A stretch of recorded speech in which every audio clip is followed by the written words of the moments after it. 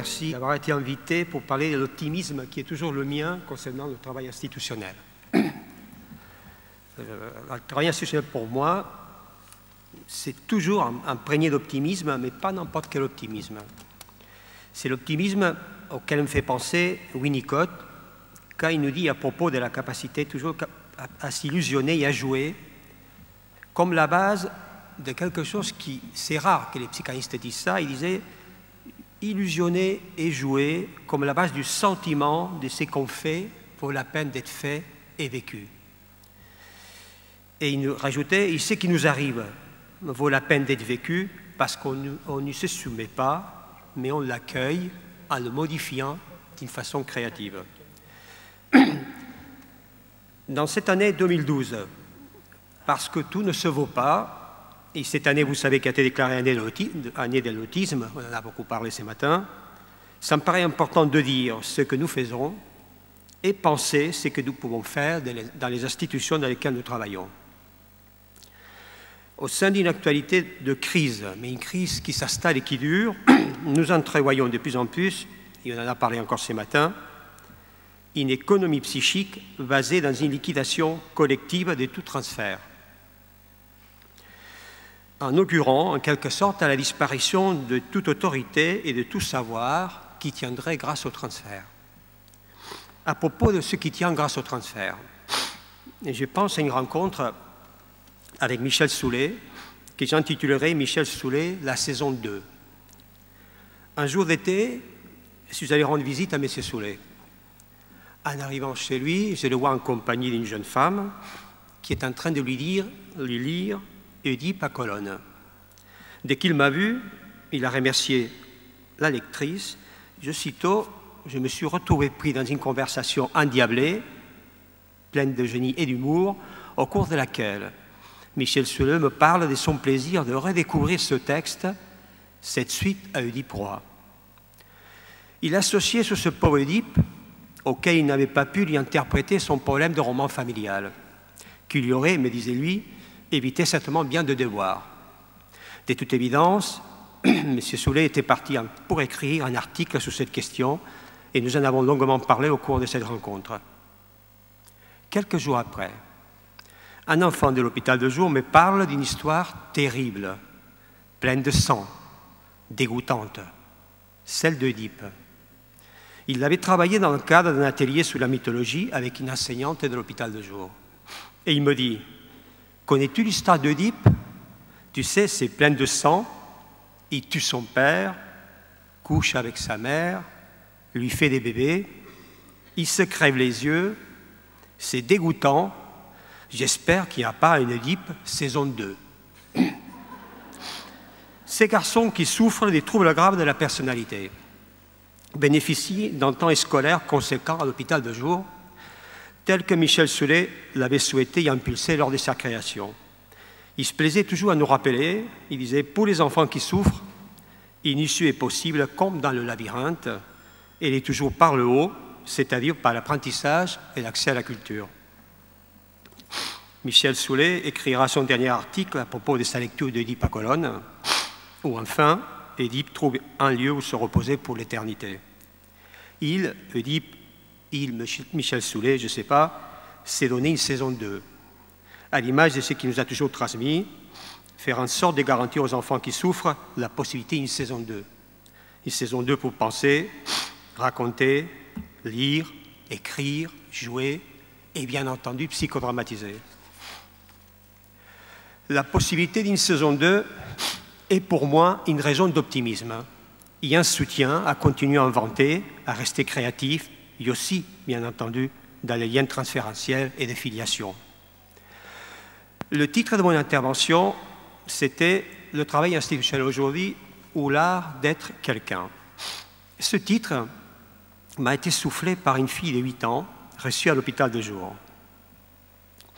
Et cette fillette m'a fait travailler sur une question inédite pour moi jusqu'à ce moment-là. La question c'était « Qu'est-ce qu'un quelqu'un » Un jour à l'hôpital de jour, j'attendais dans le hall l'arrivée d'un collègue qui venait pour la première fois me rendre visite. Cette fillette de 8 ans me voit et me demande « Pourquoi es-tu dans le hall et pas dans ton bureau comme d'habitude. Et je lui réponds machinalement, bah, j'attends quelqu'un. Elle me regarde et me demande, dis-moi, c'est quoi un quelqu'un? Voilà une question à laquelle je n'avais vraiment pas réfléchi. Vraiment décontenancé, je tente une ébauche de réponse. Et tu sais, je lui dis, c'est quelqu'un que j'attends, est un monsieur qui est directeur comme moi dans un autre hôpital de jour. C'est un ami et je l'ai invité à visiter notre hôpital de jour et je l'attends dans le hall pour l'accueillir. Ah, je vois, me dit-elle. Mais il dit, dis-moi, directeur, les enfants m'appellent souvent comme ça à l'hôpital.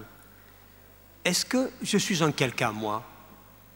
Encore une fois, surpris et ému par la pertinence et la vérité de la question de Laura, c'est comme ça que je l'appellerai, j'essaye de lui répondre, bah oui, tu es Laura, tu es dans les groupes des plus jeunes à l'hôpital de jour, je connais tes parents, je connais ton éducateur de référence, et je lui dis, tu es en train de me poser des questions qui me font beaucoup réfléchir. À ces derniers mots, réfléchir, Laura prend un air tout à fait étonné, et il me dit, mais toi aussi, tu réfléchis? Elle me dit, je croyais que c'était seulement les enfants qui devaient réfléchir quand ils avaient fait une bêtise. En effet, à l'hôpital de jour, on dit souvent aux enfants de réfléchir quand ils transgressent un interdit. Et j'ai dit, ben oui, je dois réfléchir aussi. Bien entendu, ce n'est pas tant la réponse donnée qui est le plus important, mais c'est la question, la possibilité de pouvoir la poser et aussi de la partager avec l'autre. Laura, avec sa question, m'avait permis de comprendre l'importance d'être un quelqu'un, c'est-à-dire d'exister pour l'autre et pour soi, surtout quand on connaît, comme Laura, l'angoisse à certains moments de n'être personne.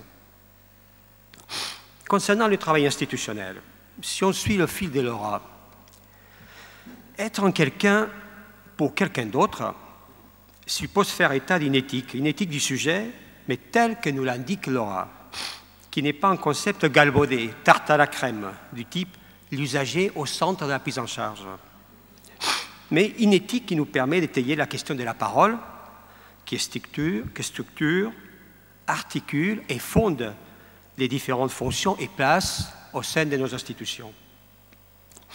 Cette actualité qui dure, qui s'installe avec un flux tendu de lois depuis l'année 2000, 2002, 2005, 2007, il y en a d'autres que j'ai oubliés, interroge très fortement nos fonctionnements institutionnels, avec, à mon avis, une exigence tout à fait démesurée des qualités et des gestions des risques. Mais je pense que tout à l'heure, Mme Jussem nous en a parlé très bien.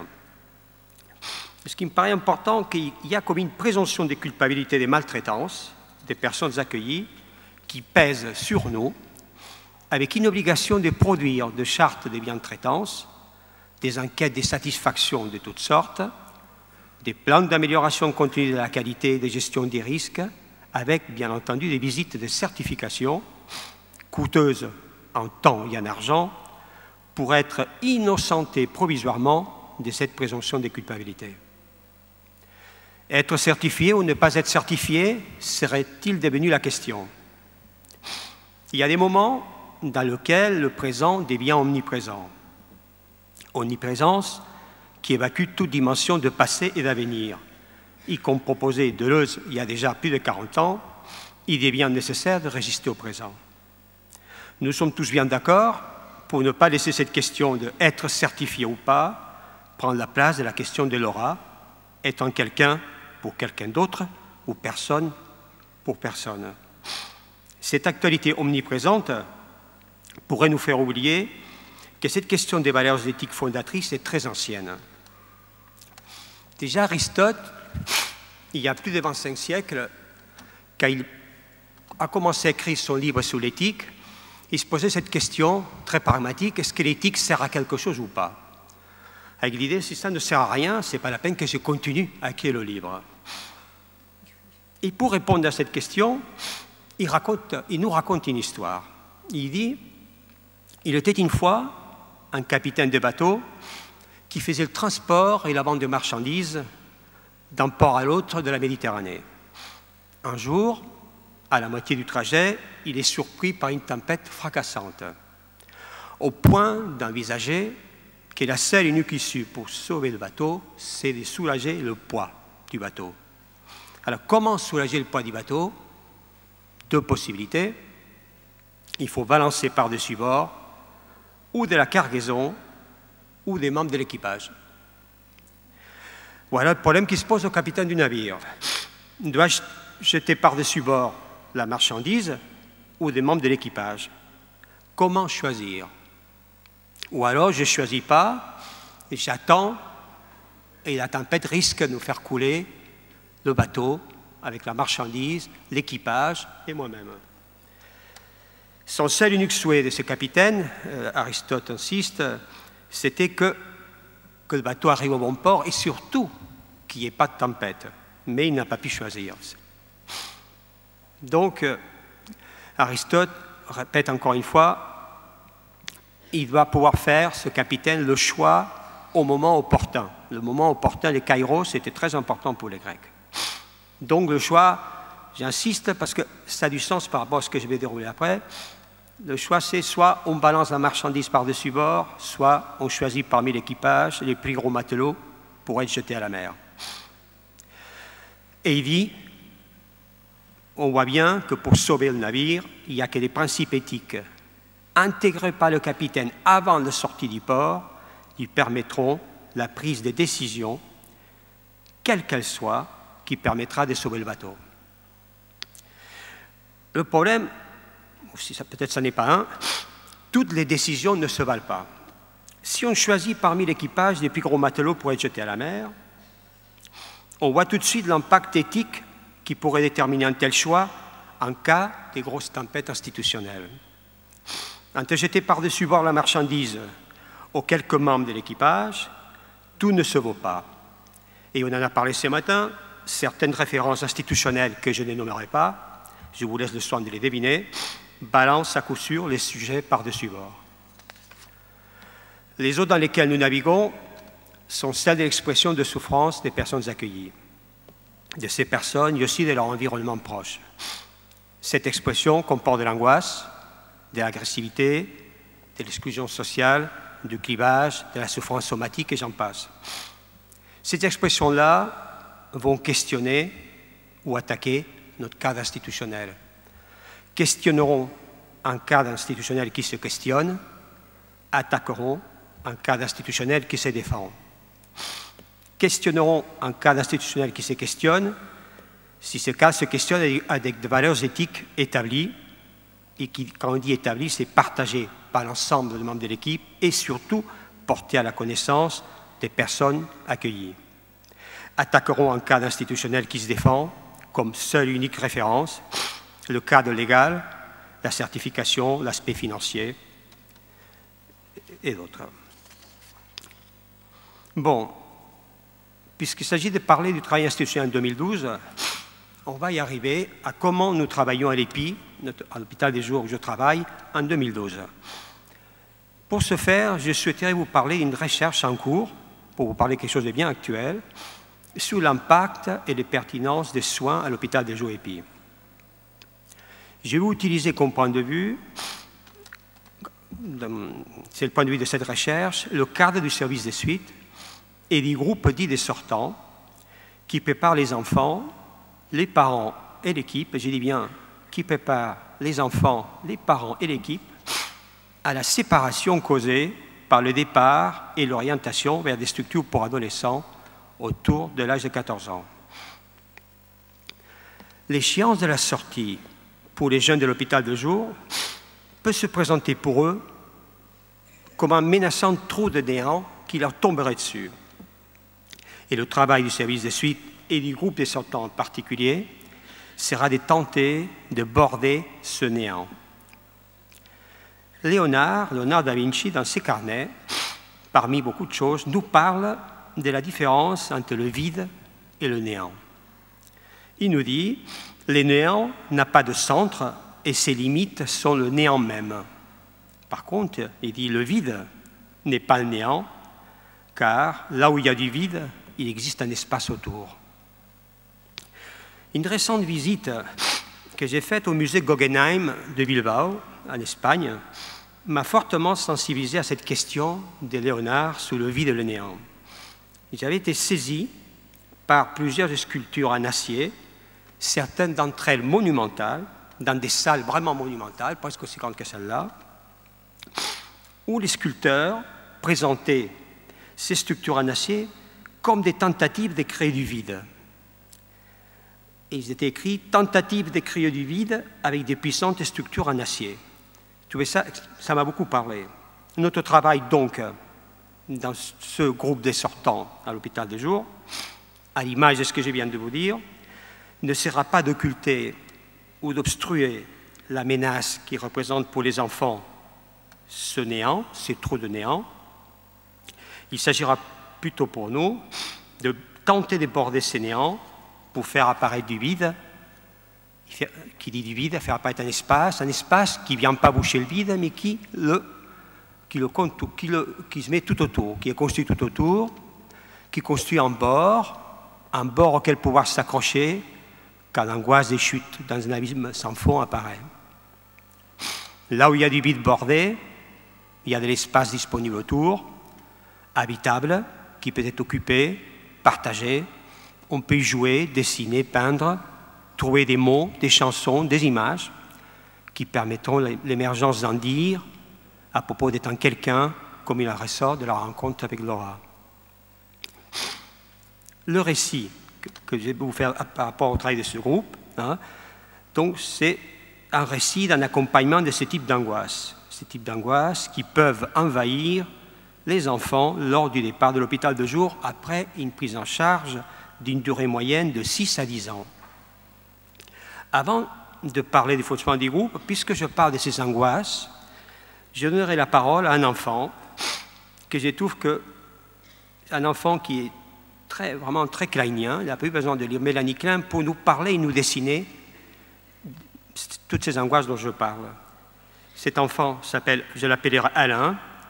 Il avait récemment arrivé au groupe, après des longues années d'hôpital de jour. Et aussitôt arrivé au groupe, s'est saisi des feuilles de feutre mises à disposition sous la table. Il fait les dessins suivants en les commentant. Est-ce que vous pouvez, s'il vous plaît, poster les 4... Bon, voilà. Alain, tout au début, c'était à la première séance où venait à ces groupes-là, il fait un premier dessin. Donc il dessine des requins, il dessine 5 personnes au milieu de la mer, et il dit « c'est toi », en s'adressant à son éducatrice qui est par là au fond de la salle, il lui dit « c'est toi et les jeunes, mais pas moi ». Aussitôt, il reprend du papier, il prend les feutres et il dessine un deuxième dessin. Dans ces deuxièmes dessins, il dessine des dents énormes, en haut de la feuille et en bas. Et à nouveau, on retrouve les personnages de l'éducatrice et les 4 autres jeunes du groupe. Et il dit à nouveau à l'éducatrice, « c'est toujours toi et les autres jeunes broyés par un broyeur horrible ». Je cite les mots d'Alain. Troisième dessin de la même séance. Dans cette salle, il y a plusieurs personnes qui peuvent vous dire, ils étaient avec moi quand cet enfant nous faisait ses dessins. Un troisième dessin, en haut de la page, Alain dessine un énorme poids de 3000 tonnes, tenu par une corde avec des ciseaux qui menacent de couper la corde. Et en bas de la page, les personnages déjà connus. Et il dit, ils vont être complètement écrasés par le poids des 3000 tonnes. Pour cette fois-ci, il va s'en tenir là. La séance d'après, il nous ménage quand même, ces garçons. La séance d'après, juste la semaine d'après, il arrive, il va faire son 4e et dernier dessin avant de pouvoir être autrement dans le groupe des sortants. Le 4e dessin, s'il vous plaît, voilà. Il nous dit, c'est un monstre à 2 têtes, requin et dragon, qui s'apprête à dévorer cette fois-ci ces 2 éducateurs, référents du groupe auquel il tient énormément. C'est ce dessin-là. Et là, cette fois-ci, c'est ces 2 éducateurs du groupe, que c'est un éducateur et une éducatrice. Le dessin, il le fait sous 2 feuilles, mais je l'ai mis sur la même feuille. Mais il mettait la feuille, c'était la feuille de recto et verso de la même feuille. Ça me paraissait important, avant de parler du travail du groupe, pouvoir dire de quelles angoisses il s'agit. Donc Alain nous parle des angoisses de dévorer, broyer, écraser. Ce garçon, après plusieurs années de soins à l'hôpital de jour, et au début de son travail de préparation à la sortie, nous dessine d'une façon très expressive et partage avec les groupes les angoisses en jeu. Son angoisse, c'est voir son entourage disparaître dans des circonstances terrifiantes. Alain va les déposer, les dessins et ou les angoisses. Il nous confie les dessins qui vont être gardés au sein du groupe, dans un dossier que l'éducatrice garde précieusement. Ils vont être gardés en toute sécurité, que pour moi, ça veut dire sans nous faire disparaître, ni non plus pour lui subir des représailles. Puisque maintenant on est au fait de quelles angoisses nous travaillons, Alain nous a bien briefé là-dessus, je vais vous expliquer un peu le dispositif.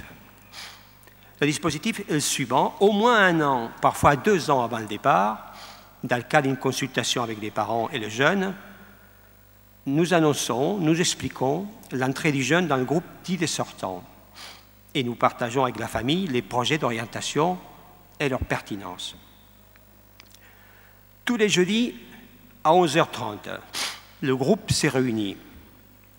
On travaille au sein d'une dynamique de groupe l'évolution des projets d'orientation de chaque jeune, qui exprime, chacun son tour, ce qui est important pour lui, en même temps que les autres membres du groupe réagissent à propos des projets des uns et des autres. La séance se déroule autour d'une grande table, sur laquelle il y a du papier, des feutres, parfois des photos d'établissements auxquels on a envoyé les dossiers sans avoir jamais aucune certitude sur où et quand il y aura une place disponible. Il me paraît important d'insister sur ce non-savoir partagé avec l'ensemble du groupe. Ceci n'est pas un détail, car il a un impact considérable sur la relation au savoir supposé de chaque membre du groupe, jeunes accueillis ou professionnels de l'équipe soignante. Autant il y a un non-savoir partagé, par contre, il y a certaines choses que nous savons. Et ce que nous savons, c'est l'importance de garantir cet espace des non-savoirs inoccupé, c'est-à-dire vide, mais vide, bordé de paroles. Entouré et habité dans un temps, il y a un espace prévu et garanti. Les jeudis à 11h30, les jeunes sortants, l'éducatrice du groupe de grands, l'assistant social et les 2 directeurs. Il est juste là, mon collègue. Dans la même salle, autour de la même table. Il y aura des échanges avec une production des dessins qui traceront un chemin, tel le petit caillou blanc de petit poussé, tout au long de ce temps d'élaboration du projet individuel de fin de prise en charge à l'hôpital de jour. Il me semble que le moment est venu de parler un peu comment les jeunes utilisent ce temps. Je vais commencer en parlant de Liliane, pour laquelle quitter l'EPI l'amènera à traverser 19 portes, les dessinant avec la date, une par une, séance après séance, du groupe des sortants. Liliane, qui avait 14 ans au moment où je vous parlais, arriva à l'hôpital de jour en 2004 avec une organisation psychotique de la personnalité avec des signes évidents des replis autistiques. Elle arrivait dans notre hôpital de jour où avait bénéficié des soins dès l'âge de 4 à 7 ans. Son projet de sortie était une ULIS, unité localisée pour l'inclusion scolaire. Il a fallu que je le note parce que j'oublie à chaque fois ce que ça veut dire. Alors, une ULIS dans un collège avec le maintien d'un suivi du service de suite de l'EPI. Le suivi, c'était la continuation de sa psychothérapie psychanalytique et la participation aux permanences mensuelles du samedi du service. Un des symptômes majeurs qui persistait pour Liliane était le fait de ne pas pouvoir penser ni faire qu'il y ait la moindre continuité entre l'hôpital de jour et l'école, où elle s'intégrait avec succès très progressivement. Liliane les maintenait bien clivés pour se mettre à l'abri des terreurs archaïques avec lesquelles la séparation et la différenciation la menaçaient. Par exemple, chaque rencontre entre l'hôpital de jour et l'école provoquait à Liliane des angoisses avec des stéréotypies autistiques. Elle se mettait face à un mur, collée au mur, elle sautillait, elle agissait ses mains et elle faisait des bruits avec la bouche. Liliane fait l'avion, disaient les autres enfants. Comme si elle craignait à ce moment-là, quand l'école venait à l'hôpital de jour, que ces deux espaces puissent se dévorer, s'engloutir dans une fusion qui la ferait disparaître elle. Pendant toute son année de participation au groupe des sortants, comme je vous avais dit, elle dessina 19 fois la porte du collège où elle allait à temps partiel et dont le projet était de l'intégrer scolairement à temps complet. Chaque dessin de porte du collège était différent quant à la couleur utilisée, la présence menaçante des zones noires et toute une série d'éléments non figuratifs disposés tout autour de la porte. Ces éléments non figuratifs évoluaient d'un dessin à l'autre, d'une science à une autre, quant à leur couleur, leur disposition, leur abstraction ou figuration, et aussi, important, les discours de Liliane, qui ne portaient aucunement sous ces dessins qu'elle faisait. Cette évolution des dessins côtoyait, suivait à côté, la capacité de Liliane d'exprimer ses émotions et de créer des liens entre l'hôpital des jours, l'école et les projets des autres jeunes. Les jours de son anniversaire de 14 ans, âge théorique de départ de l'hôpital de jour, elle pensait que partir à 14 ans, c'était à la seconde même de les avoir eus. Donc les jours de son anniversaire, ceci provoqua une forte angoisse. Liliane était paniquée par la peur de voir disparaître ses 14 ans. Plus de temps ni d'espace, dans une réversibilité qui pourrait faire disparaître de même coup le présent et son projet d'avenir. Si elle ne quittait pas l'hôpital de jour et intégrait le collège le jour même, j'insiste, à voir la seconde même d'avoir eu ses 14 ans. Est-ce que vous pouvez, s'il vous plaît, voilà. Et ça commençait la question des portes. Ce premier dessin, on voit que la porte s'amorce, mais on n'en voit qu'un petit bout, il y a qui collège. Et tout autour, vous voyez toute une série d'âges. Hein, ça commence 13 ans et demi, 14 ans et demi, 15 ans et demi, 16 ans et demi, 17 ans, 18 ans, voilà. Un dessin où on voit un petit bout de collège, plein d'éléments tout autour, et la question de l'âge. Ça, c'était, comme qu'on voyait dessus, c'est elle-même qui marquait la date, hein, c'est important, hein, c'est elle qui marquait la date, 8 octobre 09. La semaine d'après, vous voyez, ça y est, la porte du collège est apparue, il y a la date aussi, donc je ne sais pas si on la voit bien, le 15-10, 13 ans et demi, il y a écrit en dessous, mais on ne le voit pas, il y a écrit en dessous, 14 ans, avec des énormes points d'exclamation. Hein. Et ce qui est important, bien entendu, je répéterai, ces dessins-là, tout autant que les dessins d'Alain, nous ne faisons aucun commentaire interprétatif. On les accueille, on garantit l'espace pour qu'ils puissent venir, mais comme je disais, on maintient cet espace qui, c'est l'interprétation, complètement inoccupé. Pour commenter un autre type de travail, rapidement, une autre séance du groupe des sortants. Je vous parlerai de Jean. Jean, il s'agit du départ d'un enfant d'une façon précipitée et avec des désaccords importants entre nous, l'équipe, et sa famille. Jean, au bout de 4 ans de prise en charge, est dans une situation intenable au sein de sa famille. Ses parents décident de l'envoyer à l'autre bout de la France avec un projet que nous estimons maltraitant. Nous négocierons avec les parents pour qu'ils diffèrent au moins le départ pour le préparer un tant soit peu. Et ce qui fera que Jean assiste pendant quelques semaines au groupe des sortants.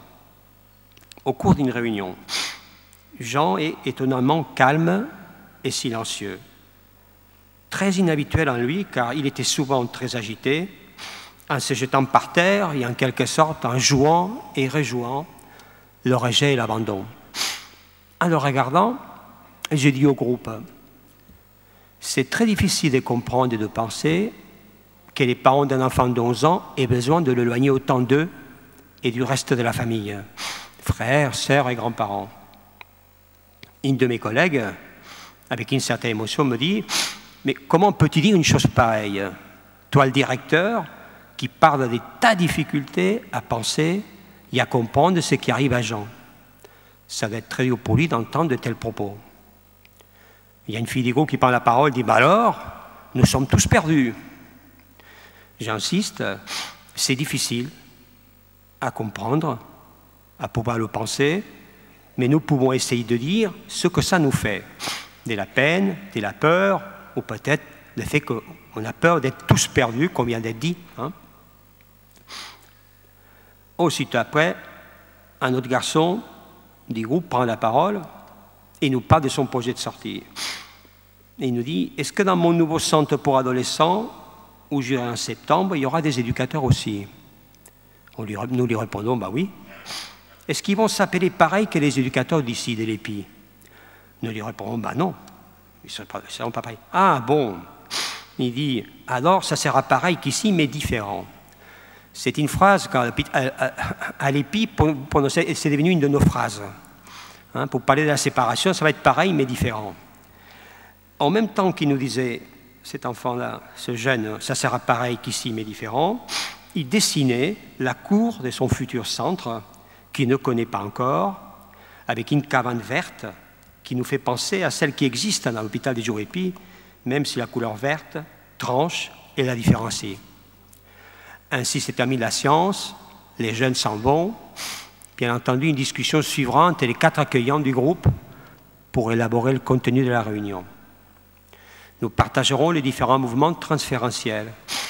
C'est des jeunes, mais aussi des nôtres. Moi, je pense qu'il ne s'agit pas des contre-transferts, mais aussi de notre propre transfert à nous. C'est pareil, mais je préfère le dire comme ça. Par exemple, nous sommes conscients de l'importance de maintenir, ma collègue et moi-même, nos positions transférentielles bien différenciées par rapport à Jean, sans chercher surtout pas ni à les réduire, ni à les harmoniser. On revient à Liliane, un peu avant de finir. Au cours de l'avant-dernière réunion du groupe des sortants, Liliane, en fin des sciences, nous laisse comme d'habitude son dessin de la porte du collège. Mais cette fois-ci, la porte du collège est ouverte et tous les objets hétéroclites qui attendaient dehors en quelque sorte sont rentrés et tout aussi énigmatiques qu'auparavant sont visibles à l'intérieur du collège. Bien entendu, il n'y aura de notre part aucun commentaire interprétatif. Laura, Jean, Liliane, Alain nous apprennent, nous montrent leur chemin de créativité, des constructions de bord, transformant en vide ce trou de néant, ce trou de réel, véritable menace pour eux d'être personne pour personne. Le travail effectué par ces jeunes me fait penser au jeu de la bobine, qui permet à un enfant d'établir la permanence symbolique de l'objet absent avec une expression vocale pour nommer l'objet présent-absent, le fort A. Mais les enfants de l'hôpital des jours, pour la plupart d'entre eux, butent contre cette porte d'accès à cet espace symbolique dans lequel la présence et l'absence puissent être en lien. Pour Laura, pour Liliane, pour Alain, pour Jean, il s'agirait plutôt de créer un espace au sein duquel, en paraphrasant ma petite amie, être quelqu'un pour quelqu'un d'autre ou personne pour personne, cet espace-là, cette question puisse se transformer d'une façon suffisamment bonne. Pour finir, le travail institutionnel consiste toujours bel et bien en 2012, et pour les enfants accueillis, ainsi que pour nos membres de l'équipe soignante, d'être quelqu'un, c'est-à-dire quelqu'un pour quelqu'un d'autre. Et cela nous donne des raisons d'y croire, d'espérer et de se battre comme Christine Ascoli nous le propose dans la plaquette de cette journée. En guise de conclusion, je laisserai la parole à un jeune du groupe qui, faisant preuve d'une certaine capacité métaphorique et beaucoup d'humour, il nous dit « Tu sais ici, dans le groupe, tu sais ici, c'est comme les génériques de fin. Les films est fini, mais continue encore un peu. » Merci de votre écoute.